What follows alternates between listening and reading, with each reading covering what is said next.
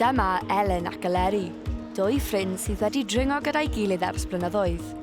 Mae'r par wedi gosod sialens heriol i'w hunain i godi arian dros Climbers Against Cancer, elusen sy'n helpu pobl sy'n dioddef o ganser.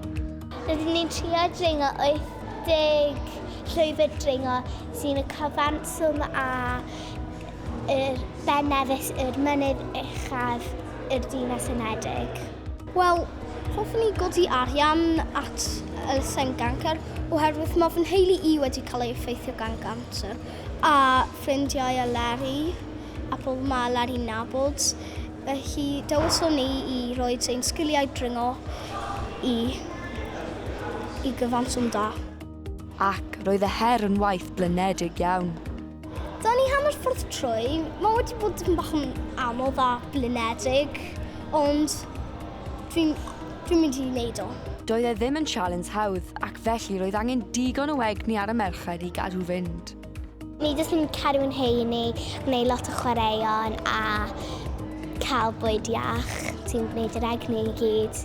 Mae'r ddau brig copyn yma wedi llwyddo codi lot o arian ac yn benderfynol o godi ymwybyddiaeth am y cyflwr.